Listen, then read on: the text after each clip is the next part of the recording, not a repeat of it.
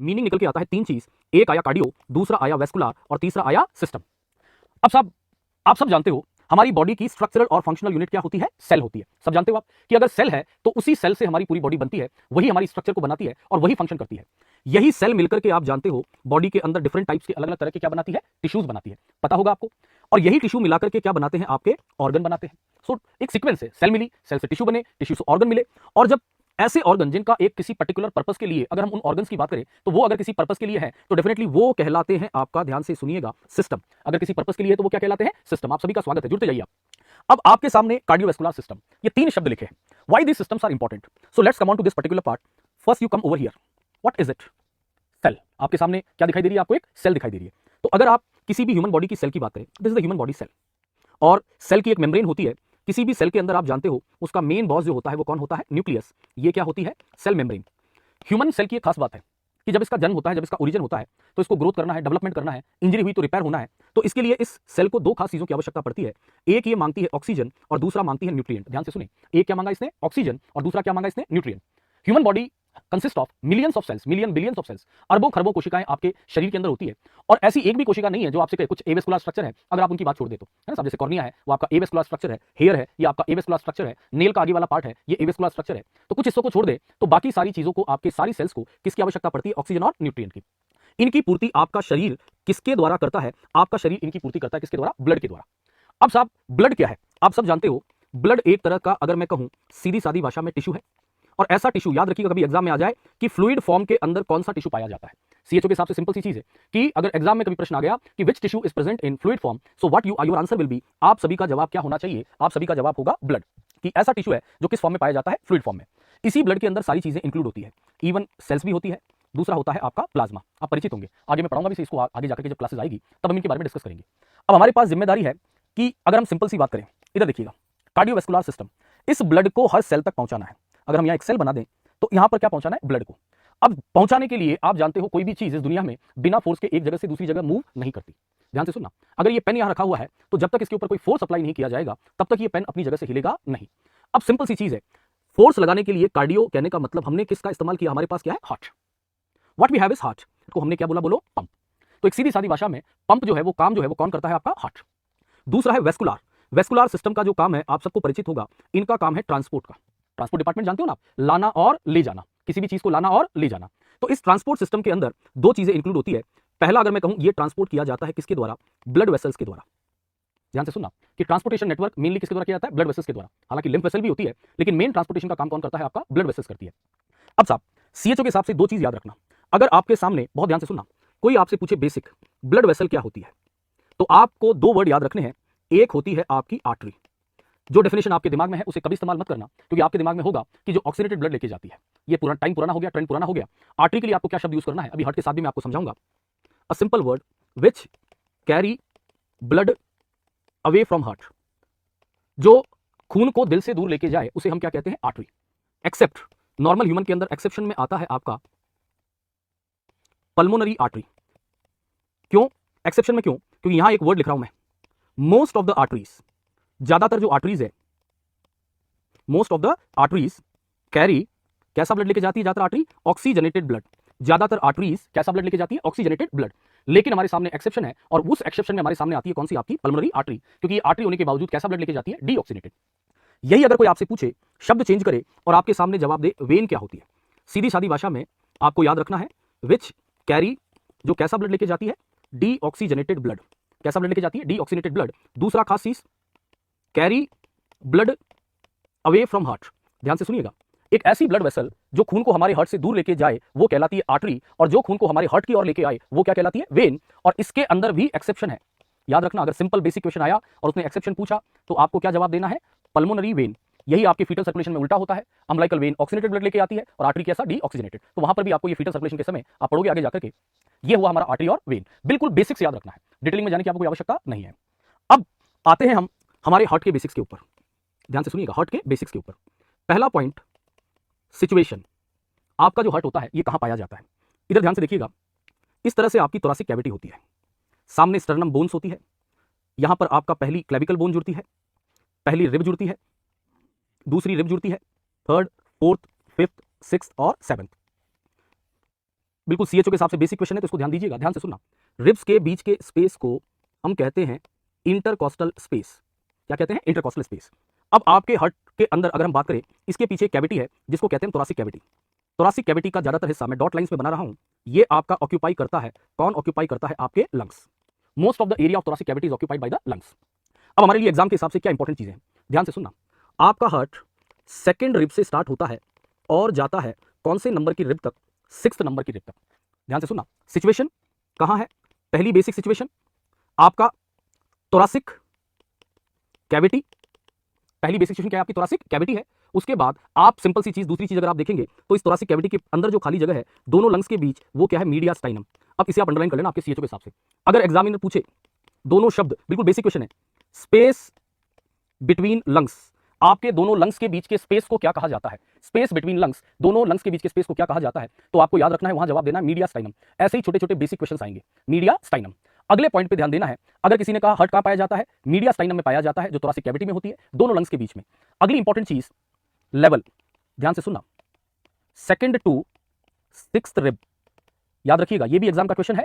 पहला प्रश्न यहां उठ के आता है कि कौन सी रिब की लेवल से हार्ट शुरू होता है, तो याद रखिएगा कौन सी रिब? इंटीरियर बात कर रहे हैं हम, 2nd रिब, और कहां तक जाता है? 6th रिब तक जाता है। अगर वही एग्जामिनर 2nd रिब, ध्यान से सुनना, जिस जगह है उस पॉइंट को आप कहते हो स्टर्नल एंगल। आगे की तरफ क्या कहते हैं अपन? Sternal angle. सब बेसिक क्वेश्चन है, इन बेसिक क्वेश्चन पे ध्यान दीजिएगा। 2nd to 6th रिब है, स्टर्नल एंगल से शुरू हो रही है, ये रहा स्टर्नल एंगल, ये देखिए। दूसरा क्वेश्चन, अगर एग्जामिनर आपसे पूछे, इधर देखिएगा, वर्टिब्रल लेवल। वर्टिब्रा आगे नहीं होती है, कहां होती है आप जानते हो? पीछे होती है। तो वर्टिब्रल लेवल याद रखना, T4 का कौन सा लोअर बॉर्डर और T5 का कौन सा अपर बॉर्डर? ध्यान से सुनना, T4 का लोअर बॉर्डर और T5 का अपर बॉर्डर। कहने का मतलब अगर आप बात करो वर्टिब्रल लेवल की, ध्यान से सुनना, लेवलिंग का क्वेश्चन जरूर एग्जाम में आ सकता है कि कहां से शुरू हो रहा है, कहां से खत्म हो रहा है। दो इंपॉर्टेंट चीजें हैं, अगर वो रिब की लेवल से पूछे तो याद रखना क्या जवाब होगा आपका? 2nd rib. और अगर आप वो आपका पूछे कहां तक है, तो आपका जवाब क्या होगा? सिंपल सी चीज, 6th रिब तक होगा आपका। कौन सी रिब तक? 6th रिब तक। वर्टिब्रल लेवल पूछा उसने तो क्या जवाब दोगे आप? ध्यान से सुनना, वर्टिब्रल लेवल हमेशा पीछे से कंपेयर होती है, 4th की लोअर बॉर्डर या 5th की अपर बॉर्डर से आपका क्या होता है? आपका हार्ट शुरू होता है। अब साहब, ये इसका बेसिक क्या आ गया? सिचुएशन। अगर इस सिचुएशन के बाद बात करें तो दूसरा प्रश्न एग्जाम के हिसाब से याद रखना आता है इसका wall of heart. Wall of heart का मतलब क्या होता है? आप सब जानते हैं, हार्ट की दीवारें, है ना बेटा? सभी पढ़ाई पे ध्यान दें, वेरी गुड, ध्यान से सुनते रहे। हार्ट की क्या? दीवारें। अब सिंपल सी चीज है, यहां पर क्या ध्यान देना है कि अगर आप हार्ट की दीवारों की बात करो तो लेयर्स होती है आउट टू इनर, बाहर से कहां की ओर? अंदर की ओर। तो यहां पर अगर मैं आपके सामने एक सिंपल सा हार्ट बनाऊं, इधर देखिएगा, if we make 4 chambers of the heart, अगर हमने 4 चैंबर्स बनाए, आपको सबको पता है 4 चैंबर्स होते हैं, ऊपर वाले एट्रियम होते हैं, नीचे वाले वेंट्रिकल्स। सबसे बाहर की लेयर का नाम होता है, ध्यान से सुनिएगा, पेरिकार्डियम। क्या बोलोगे? पेरिकार्डियम। इस पेरी शब्द का मतलब याद रखना क्या होता है? अपॉन। कहने का मतलब ऊपर वाली, सबसे ऊपर वाली जो लेयर है, इसका मतलब इसे क्या कहोगे? पेरिकार्डियम। ये एक चीज याद रखिएगा, ये सिंगल नहीं, कितनी लेयर होती है? Double layer. ध्यान से सुनना, पेरिकार्डियम सिंगल नहीं, कितनी लेयर होती है? Double layer. अब यहां एग्जाम के हिसाब से इंपॉर्टेंट चीज याद रखना, इस पेरिकार्डियम की अगर आप बात करो 2 लेयर है। जो बाहर वाली लेयर है, ये आपके हार्ट को आसपास की स्ट्रक्चर से जोड़ के रखती है, जबकि अंदर की बिल्कुल क्लोजली अटैच होती है। अगर मैं यहां बनाऊं, पहले मैं इनर बना देता हूं, ये आपका एंडोकार्डियम, जस्ट वेट, ये बना दिया मैंने मायोकार्डियम, इसके बाद मैं पेरिकार्डियम बनाता हूं, और फिर आपके सीएचओ के कुछ इंपॉर्टेंट क्वेश्चंस के ऊपर आता हूं। ध्यान दीजिएगा और ध्यान से सुनिएगा। Let me mention the name. सबसे अंदर की है तो ये कहलाई, ध्यान से सुनना, एंडोकार्डियम। बीच वाली है, ये कहलाई मायोकार्डियम। अब हमने इंपॉर्टेंट चीज क्या कही? सिंपल सी बेसिक चीज, visual and parietal. Very good Mukesh, बहुत बढ़िया। तो आपका पैराइटल और विजुअल, कहने का मतलब विजुअल बोले तो अंदर वाली, पैराइटल बोले तो बाहर वाली। तो ये जो आपका पेरिकार्डियम है, इसके अंदर क्या खास चीज देखने को मिलेगी? एक लेयर आपका बिल्कुल क्लोजली अटैच है, ध्यान से सुनना, दिस इज विजुअल पेरिकार्डियम, ये कहलाती है आपका विजुअल पेरिकार्डियम। बाहर वाली जो लेयर है, इस पर ध्यान दीजिएगा, ये कहलाती है आपका पैराइटल पेरिकार्डियम। अब हमारी ये कहां काम आती है? ध्यान सुनते जाइएगा, ये हो गई आपका पैराइटल पेरिकार्डियम, और ये हो गई आपका अंदर वाली विजुअल पेरिकार्डियम। एक हो गई पैराइटल और एक हो गई विजुअल। अब एग्जाम के हिसाब से ध्यान से सुनना, what is the important thing is, इन दोनों के बीच, बिटवीन बोथ, ध्यान सुनना, पीसी पेरिकार्डियल लेयर क्या पाई जाती है? जवाब दीजिए, पेरिकार्डियल कैविटी। क्या पाई जाती है? Pericardial cavity. अब मैं 1 मिनट के लिए रुकूंगा और कुछ क्वेश्चन आप सबसे सुनूंगा और आंसर उम्मीद करता हूं आप सब जवाब देंगे। कोई बच्चा तो पहले बोल लग गया, पहले मुझे क्वेश्चन तो पढ़ने दो। सिंपल सी चीज है, पहला क्वेश्चन है, इस पेरिकार्डियल कैविटी के अंदर क्या होता है? What is present in the pericardial cavity? Pericardial cavity के अंदर क्या पाया जाता है? कृष्णा का जवाब आया पेरिकार्डियल फ्लूइड, शिवांगी का जवाब आया पेरिकार्डियल फ्लूइड। ध्यान से सुनना, हाँ मोहन भाई ध्यान से सुन रहे हैं, पेरिकार्डियल फ्लूइड बिल्कुल सही। आप सबका जवाब आ रहा है, बोला सर इसके अंदर एक फ्लूइड होता है। चलिए आप सबका रिवीजन हो जाएगा, जो पढ़ रहे हैं बच्चे, पेरिकार्डियल फ्लूइड पाया जाता है, वेरी गुड। पेरिकार्डियल कैविटी में मिला, ध्यान से सुनना, पेरिकार्डियल फ्लूइड। अब ये एग्जाम का पार्ट नहीं है, एग्जाम का असली पार्ट ये है कि ये जो पेरिकार्डियल फ्लूइड है, इसको बनाता कौन है? क्या जवाब दे सकते हैं कि what cells makes pericardial fluid? Lakshman, Raveena, सबका जवाब आ रहा है। सुनील, राज बहुत तेजी से, बहुत बढ़िया। देव राठौड़, खुश गोविंद, प्रियंका, फ्यूचर, आपके जितने भी हैं, रोहित यादव, योगेश, आप ये बताइए इस पेरिकार्डियल फ्लूइड को बनाता कौन है? कोई 5 से 15 बोल रहा है, कौन बनाता है? मुझे सेल्स का नाम चाहिए जो सेल्स बनाती है। सबका जवाब अभी तक पेरिकार्डियल फ्लूइड आ रहा है। मीजोथीलियम, किसी का जवाब आया, मीजोथीलिया, मीजोथीलियल सेल्स। कौन सी सेल्स पेरिकार्डियल फ्लूइड को बनाती है? ये है एग्जाम का क्वेश्चन। सो ध्यान से सुनिएगा, याद रखिएगा, यहां पर स्पेशल टाइप्स की सेल्स होती है। जिन बच्चों ने पहली बार सुना है ध्यान से सुन लेना, इन सेल्स को कहते हैं मीजोथीलियल सेल्स। क्या कहते हैं बेटा लोग? मीजोथीलियल सेल्स। तो पेरिकार्डियल फ्लूइड को बनाने वाली सेल्स का नाम क्या है? मीजोथीलियल सेल्स। ये सिंपल सा बेसिक सा क्वेश्चन है कि मीजोथीलियल सेल्स क्या बनाती है आपका पेरिकार्डियल फ्लूइड। अगला क्वेश्चन आता है किसके ऊपर? इसके वॉल्यूम के ऊपर। अलग अलग बुक्स के अंदर डिफरेंट अलग अलग चीजें दे रखी है। जैसे कोई बच्चा 5 से 15 लिख रहा है, कोई 15 से 20 लिख रहा है, कोई 20 से 50 भी लिख रहा है। अलग अलग आप सबके जवाब आ रहे हैं। बहुत बढ़िया बेटा, जो भी मीजोथीलियल सेल्स बोल रहे हैं, ये मेजोथिलाल हिंदी में कौन लिख रहा है? पुखराज। बेटा ऐसे काम नहीं चलेगा, ऐसे काम नहीं चलेगा। सरोज आपका लिख रही है 32-40 ml प्रोड्यूस। पीके लिख रहा है 20 से 25, कोई लिख रहा है 50 ml, सुमित लिख रहा है 20 से 50। अब ध्यान से सुनना, क्योंकि आप सबने पढ़ा होगा अगर पेरिकार्डियल फ्लूइड का वॉल्यूम बढ़ जाए तो ऐसी कंडीशन को हम कहते हैं पेरिकार्डियल इफ्यूजन। क्या कहते हैं? Pericardial effusion. लेकिन पेरिकार्डियल इफ्यूजन कब कहोगे? ध्यान से सुनिएगा, जब पेरिकार्डियल फ्लूइड का वॉल्यूम किससे ज्यादा हो जाए? याद रखिएगा 50 ml से ज्यादा हो जाए। डू रिमेंबर, मैं नेक्स्ट पेज पे लिखता हूं कि पेरिकार्डियल फ्लूइड, कि जब आपका पेरिकार्डियल फ्लूइड है इसका वॉल्यूम इज मोर देन, जब ये कितने ml से ज्यादा हो जाए? 50 ml से ज्यादा हो जाए, तब हम इसे क्या कहते हैं? Pericardial effusion. तो याद रखिएगा इसका मतलब 50 तक नॉर्मल है। तो अलग अलग बुक्स में अलग अलग है, लेकिन फिर भी अगर आप बात करो तो याद रखिएगा 20 से 50 ml को क्या कंसीडर किया जाता है? नॉर्मल कंसीडर किया जाता है। ठीक है, और ज्यादा नहीं, केवल एक लाइन में एक और चीज लिखाऊंगा मैं, उसको ध्यान से सुनना। एक की पॉइंट याद रखना, व्हेनेवर पेरिकार्डियल फ्लूइड, जब पेरिकार्डियल फ्लूइड का वॉल्यूम क्या होता है? इंक्रीज होता है। ध्यान से सुनना, बहुत बेसिक चीज है। पेरिकार्डियल फ्लूइड का वॉल्यूम जब बढ़ता है, याद रखना, ANP full form atrial natriuretic polypeptide is secreted by, कौन सेक्रेट करता है इसको? Right atrium. और ये एनपी क्या करता है? डिक्रीज पेरी फ्लूइड वॉल्यूम, है ना। इसकी अपनी अलग मैकेनिज्म है, बट जैसे हम डिस्कस कर रहे हैं, we are not going to the detail, हम डिटेल के अंदर जा नहीं रहे। तो वहां पर अगर बेसिक क्वेश्चन पूछे कि अगर पेरिकार्डियल फ्लूइड वॉल्यूम बढ़ गया है तो विच हार्मोन इज सेक्रेटेड, तो जवाब आएगा ANP। और अगर पूछा जाए कहां से आता है, मेनली एट्रियम, और एट्रियम में कहां से? राइट एट्रियम से आपका इसका क्या होता है? सेक्रेशन होता है। So do remember about it. तो इसके बारे में क्या रखना है? इसको आपको याद रखना है। अगर आप बात करें सेकेंड लेयर की, if you talk about the next layer, pericardium, second layer आपका आती है सबसे थिकेस्ट लेयर, जो कौन सी है? मायोकार्डियम। यही आपके हार्ट का क्या बनाती है? मेन पूरा वॉल बनाती है। एंडोकार्डियम आपका क्या होती है? इनर लेयर होती है। याद रखना, अगर मैं शब्द लिखूं एंडोकार्डियम, एंडो शब्द का मतलब होता है विद इन, कहने का मतलब अंदर। CHO के हिसाब से एक सिंपल सी चीज अगर एग्जाम में आ जाए तो याद रखिएगा, it is made up of, endocardium किसकी बनी होती है? अगर एग्जाम में आ जाए तो याद रखना, सिंपल स्क्वेमस एपिथेलियम। याद होगा बच्चा आप लोगों को कि एंडोकार्डियम किसकी बनी होती है? पता है ना आपको? बिल्कुल मोहम्मद शमीम, ये सिंपल ही है यार। अगर डिटेल में जाओगे तो आप, अगर जिन्होंने की ऑनलाइन ऐप पे जाओगे या ऑफलाइन क्लासेस में आओगे तो अपने आप पता लगेगा कि यहाँ तक पहुंचने में कितना समय लगता है ना। तो वो उस मैं आपको हम फंसा नहीं रहे, आप निश्चिंत रहें। हम केवल उन्हीं पार्ट पे फोकस कर रहे हैं जो आपके CHO और बेसिक्स के हिसाब से इंपॉर्टेंट है। तो ये ऐसी चीज है जो एग्जाम के हिसाब से याद रखना, सिंपल स्क्वेमस एपिथेलियम। चलिए साहब, अब अगला पार्ट जिसकी हम बात करें, सिंपल सी नेक्स्ट सिंपल क्वेश्चन, अगर आप हार्ट का इंटरनल स्ट्रक्चर की बात करें, अब ये उम्मीद करूंगा ये वाला जो शुरुआत वाला पार्ट है ये आप सब बच्चों को जब पता होगा। अगर आप हार्ट के इंटरनल स्ट्रक्चर की बात करें तो अगर मैं यहां पर हार्ट बनाऊं तो आप फटाफट बोलते जाइएगा ताकि हमें समय ना लगे। ये बनाइए, सबसे पहली चीज, हार्ट के इनर स्ट्रक्चर में कितने चैम्बर होते हैं? 4 चैम्बर। कितने चैम्बर होते हैं? 4 चैम्बर। 2 अपर चैम्बर जिन्हें हम क्या करते हैं, क्या बोलते हैं? एट्रियम। इनका काम क्या है? They receive the blood. ये ब्लड को क्या करते हैं? रिसीव करते हैं। याद रखिएगा, ये ब्लड क्या करते हैं? रिसीव करने का काम करते हैं। कौन? बिल्कुल सभी को, शिवानी 4 चैम्बर, बबलू, रूपा, सब जानते हो आप ये। लेकिन छोटा सा मेन चीज याद रखिएगा, अब ब्लड को कहां से रिसीव करते हैं? ध्यान से सुनना, बहुत सिंपल बेसिक चीज है। जो आपका राइट एट्रियम होता है, यहां पर 2 ब्लड वेसल्स आती है, एक को कह लेते हैं SVC सुपीरियर वेना केवा, एक को कहते हैं इंफीरियर वेना केवा। ये क्या हो गया? Right atrium. नीले रंग का मतलब है डीऑक्सीजनेटेड ब्लड। अगर आप लेफ्ट एट्रियम की बात करो तो यहां ब्लड आता है लंग्स से, 4 क्या निकल के आती है, मैं लिख रहा हूं शॉर्ट में, पल्मोनरी वेन। लंग्स से क्या आती है? हमारी पल्मोनरी वेन।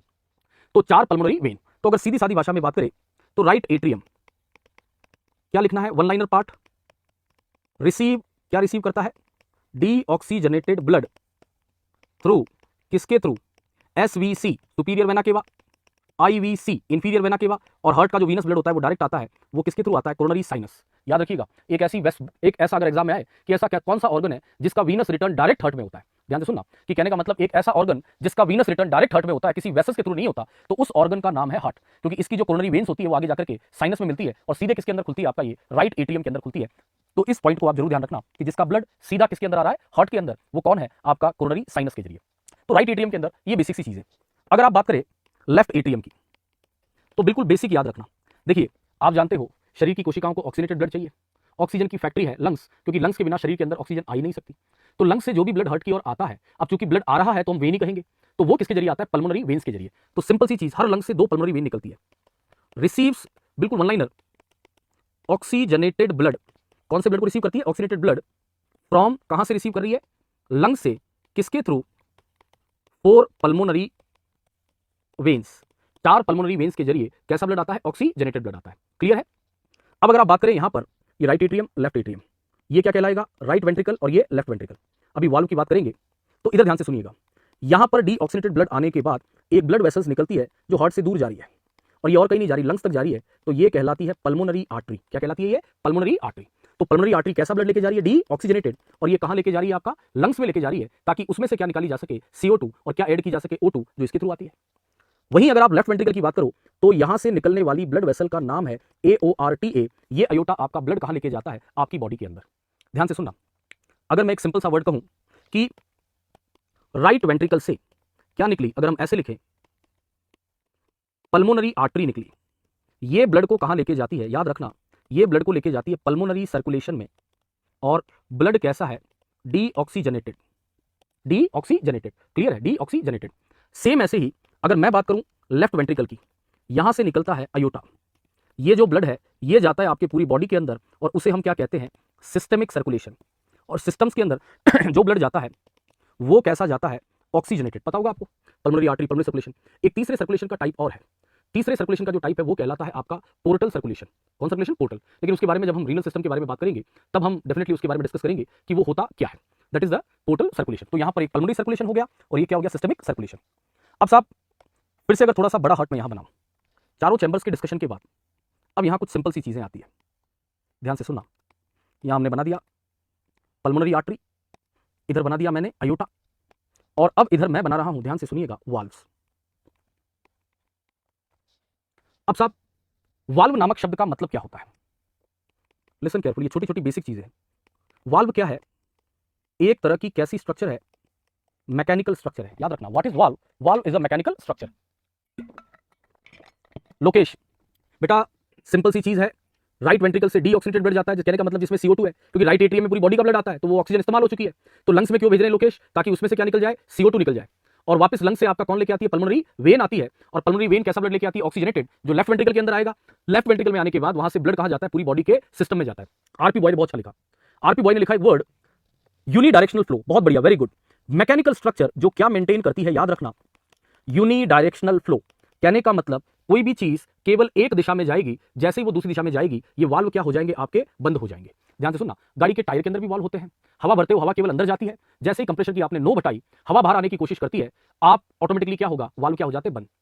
बिल्कुल क्लासेस केवल लाइव अवेलेबल रहेगी, है ना, जैसे क्लास खत्म होती है, इट विल बी प्राइवेट। सो जितना आपको देखना है सीखना है ना, जुड़ते रहिए और साथ में देखिए और समझिए बेसिक चीजों को। अब साहब यूनिडायरेक्शनल फ्लो, लेकिन हमारे यहां एक और वर्ड याद रखना, अगर आप ब्लड की बात करते हो तो इसका वर्ड याद रखना, प्रिवेंट रीगर्जिटेशन। शब्द को समझना, क्योंकि आप अलग अलग कंडीशन पढ़ते हो।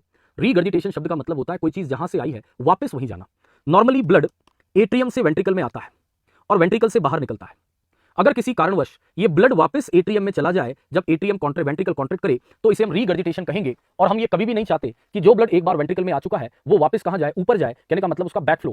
तो अगर एग्जाम में सिंपल बेसिक क्वेश्चन आता है, सीएचओ में ऐसे क्वेश्चन आएंगे कि which prevent the back flow और रीगर्जिटेशन इन अवर हार्ट, कि बैक फ्लो और रीगर्जिटेशन को प्रिवेंट करने का काम कौन करता है? So your answer should be the structure which is known as which prevent back flow, it is these are the valve. अब वाल्व की कहां आपको आवश्यकता है? जहां आपको केवल एक डायरेक्शन में फ्लो चाहिए। जैसे अगर हम बात करें, आप चाहते हो कि जो ब्लड एट्रियम में आ रहा है, अब एट्रियम में आने से तो काम चलेगा नहीं, क्योंकि एट्रियम का काम तो ब्लड को केवल कहां भेजना है? वेंट्रिकल तक भेजना है। एट्रियम से ब्लड किसके अंदर जाए? वेंट्रिकल में जाए। तो यहां पर जो वाल्व होते हैं ये इसी तरह से बने हैं कि जैसे ही ब्लड वेंट्रिकल में आने लगता है ये ओपन हो जाते हैं। Now the blood is into the valve. अब जो हमारा खून है वो आपका वाल्व के जरिए किसके अंदर आ चुका है? वेंट्रिकल्स में आ चुका है। अब किसी बॉटल के अंदर अगर पानी भरा है तो क्या वो पानी संभव है अपने आप ऊपर चला जाए? आप कहोगे नहीं, ये संभव ही नहीं है। क्या करना पड़ेगा? क्या लगाना पड़ेगा? फोर्स लगाना पड़ेगा। तो आपके वेंट्रिकुलर मायोकार्डियम के द्वारा ये काम किया जाता है। ये जो आपका वेंट्रिकुलर मायोकार्डियम है ये क्या काम करता है? सभी को गुड इवनिंग। आपका सिंपल सी चीज है, ये आपका क्या लगाएगा? फोर्स। जैसे वेंट्रिकुलर मायोकार्डियम कॉन्ट्रैक्ट करेगा, ध्यान से सुनना, ये धक्का लगाता है किसके ऊपर? ब्लड के ऊपर। वेंट्रिकुलर मायोकार्डियम ने